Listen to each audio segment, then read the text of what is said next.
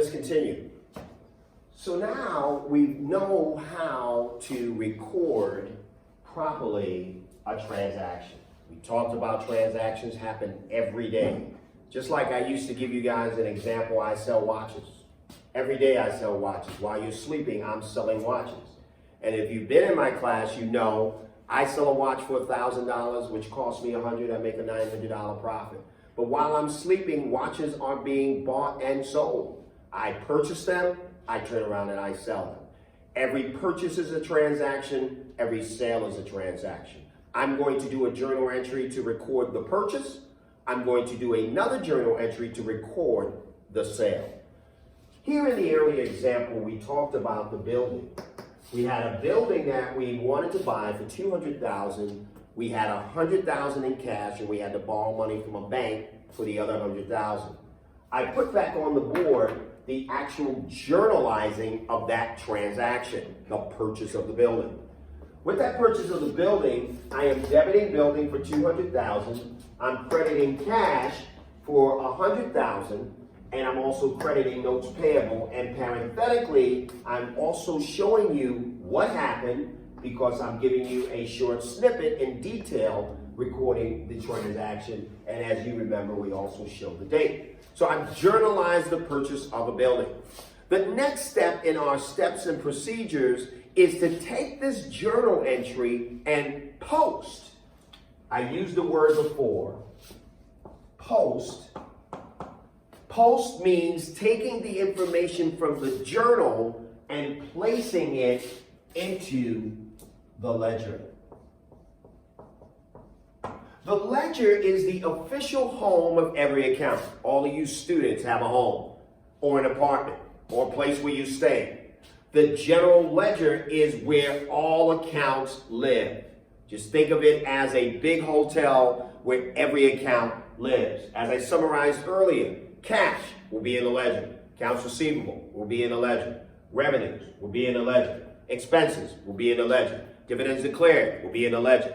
Dividends payable will be in the ledger. Unearned revenue will be in the ledger. Every account that exists will be housed in the ledger.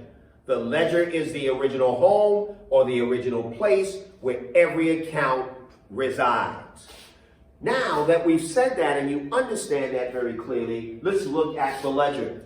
The ledger being the home of every account, meaning that cash will have what's called its own T account. What's a T account? A T account looks a little bit like this. It looks like a T. A T account looks exactly like a T. Therefore, cash has its own T account. Consider cash having its own page in the ledger, which looks like a T. Accounts receivable will have its own page and its own T account. Building will have its own page and its own T account. Revenue will have its own page and its own T account. Every expense, every revenue, dividends declared, dividends payable, unearned revenues, prepaid expenses, copyrights, trademarks, every account will have its own page, its own home, its own location in the ledger, and be signified by its own T account. So why a T account? As you can see, the T account has a left side and it has a right side. Every T account has a left side and it has a right side. Therefore, the left side and the right side of every T is denoted by, remember this, debits and credits. As I said, debit means left side, credit means right side. Debit means left side, credit means right side. Debit means left side, credit means right side. Debit means left, credit means right. That's all it means. Debit is not some Latin word that means something fictitious. It just means left. Credit means right side of the T. So therefore, when you have a T account, for every account in the ledger, the left side of that T account is a debit. The right side of that T account is a credit. If you remember this, you walk away with this, you'll never forget it. Debits mean left, credits mean right. Now let's look back at our original journal transaction. I bought a building and I used cash for the purchase of that building, and I also got a note. So let me add another T account on the board for notes payable.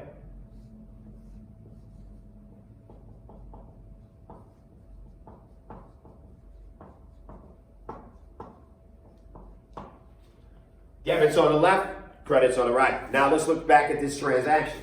With this transaction, I purchased a building for $200,000 in which I used cash and a note from the bank.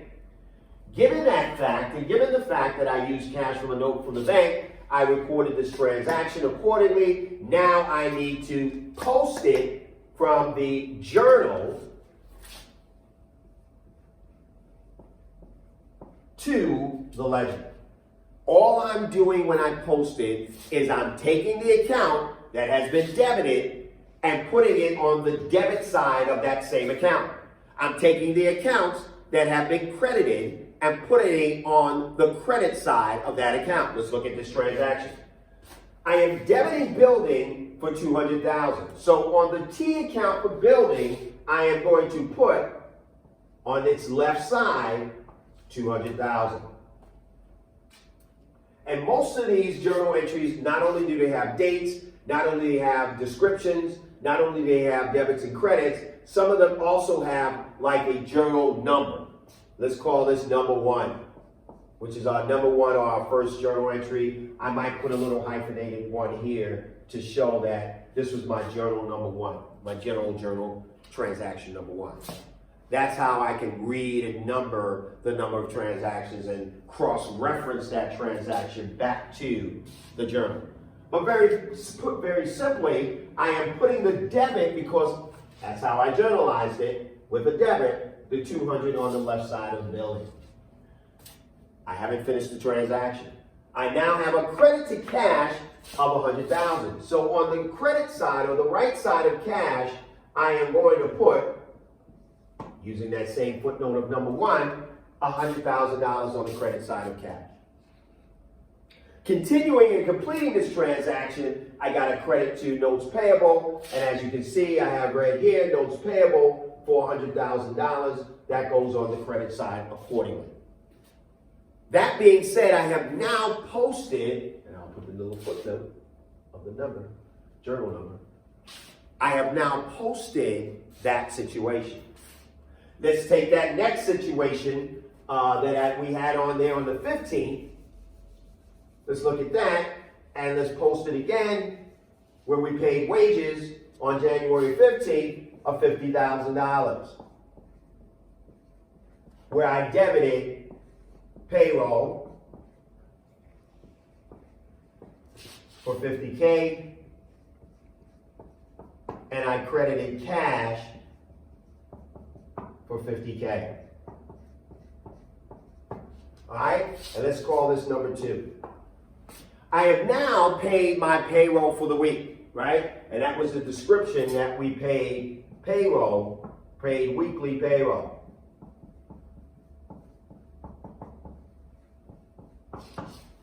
On the 15th of January.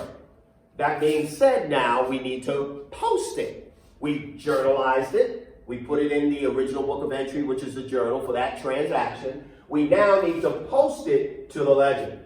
That gives rise to a couple more accounts, one called payroll. So let's do a payroll T account. Left side debit, right side credit. Let's now post. We got a debit of $50,000. That happened on January 15th. And it's number 2. There we have it.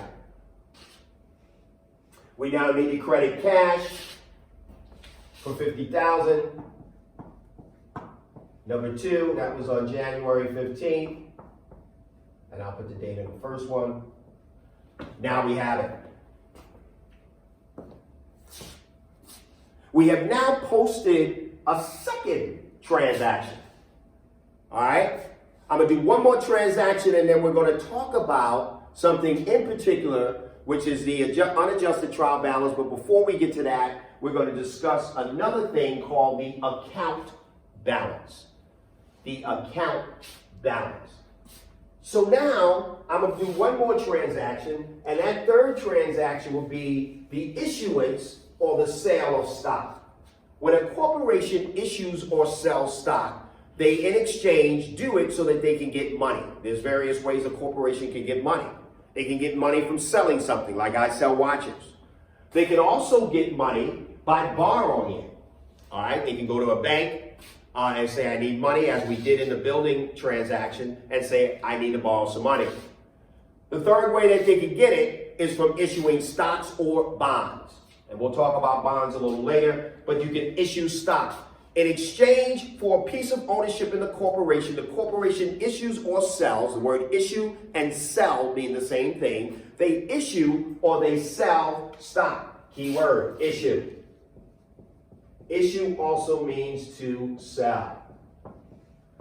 They issue or they sell stock, and in exchange of that issuance of stock, they are getting money from the public. Remember, most of these corporations are generally publicly traded corporations, and as a result of that, they are issuing stock in exchange for getting money for the sale or the issuance of that stock. So let's say on January 30th, we issued 10,000 shares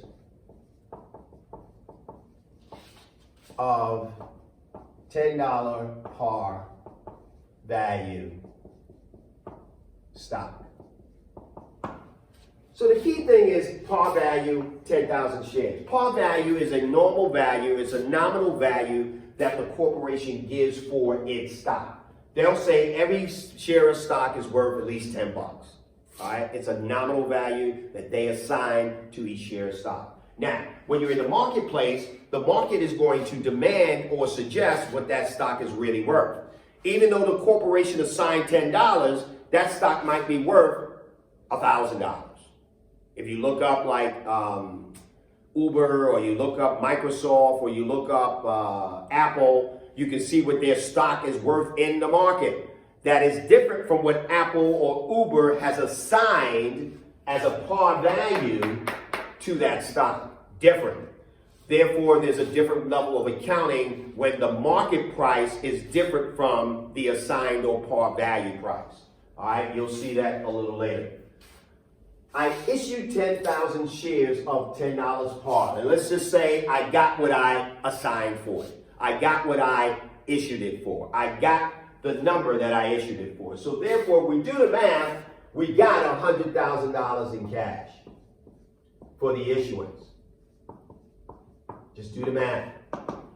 If I am now to journalize this transaction, I am going to debit cash for $100,000, and I'm going to credit common stock for the same $100,000.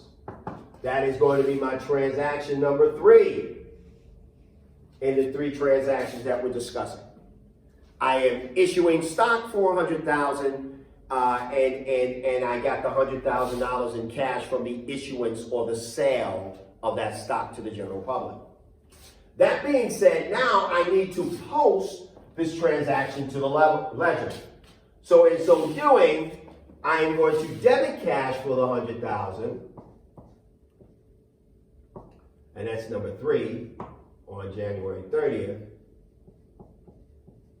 And I'm going to credit an account called common stock.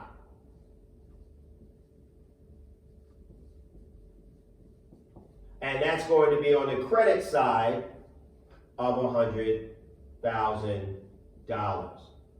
Journal entry number 3.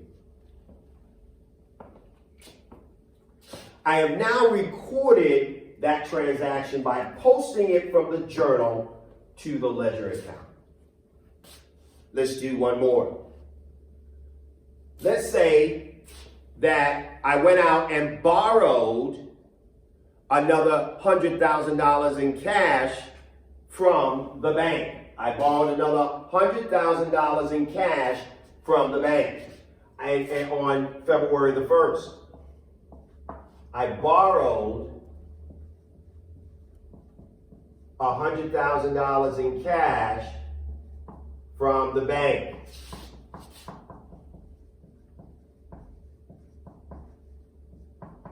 I borrowed $100,000 in cash from the bank on February 1st. I'm going to debit cash for $100,000. My cash went up, and I'm a credit notes payable for the $100,000. And as we talked about previously, my total debits equal my total credits in dollars. Very important. My debits and credits equal in dollars. Regardless of how many debits I have, how many accounts I'm crediting, the dollars are equal. Let me now post that. So number 4, on February 1st, I have a $100,000 debit to cash here, and then my notes payable, which is here, goes up again by $100,000 for item number 4. Follow this. Now that I have these accounts posted, I need to calculate what's called the account balance. The question you ask is, what is the account balance? The account balance, write this down, is the net ending debit or credit balance in the account. Let me repeat that. The account balance is the net debit or net credit balance in the account. Let me demonstrate what I mean. Let's look at these accounts that we posted transactions to. I'm going to erase the transactions themselves, but we're going to focus purely on the accounts that we posted transactions to. Right now, we have a series of accounts that we posted transactions to. Let me look at my cash account first, and I'm going to move that cash account over this way so that you can see this on the board a little bit more vividly. The account called cash, I had $100,000 from transaction number 1. I had a $50,000 transaction posted in here from number 2. I had a $100,000 transaction over on this side from number 3. And I had from number 4 another $100,000 transaction. These are the 4 transactions that I show here that I just redeposed on this side over here so that we can see it a little bit more vividly. That being said, now I have debits on one side of the transaction of X amount, and I have credits on the other side of that transaction of X amount. Now, to arrive at what's called the account balance, I have to then add and or subtract my debits and my credits. If I look at it, I have $200,000 in debits, $150,000 in credits. You know the math because you guys are brilliant and you don't use calculators. That's a $50,000 difference. 200 minus 150 gives me 50,000. Here's the question. Is that 50,000 a net debit or a net credit? The answer is it's a net debit. So I have a net debit now of $50,000, which is called my account balance. My account balance now is a $50,000 net debit balance. A $50,000 net debit balance. How did I get it? I took the debits of 200 minus the credits of 150. I got a net debit of 50,000. Let's look at the other accounts. I'm going to erase cash here so we can focus in on some of the other accounts and some of the other account transactions.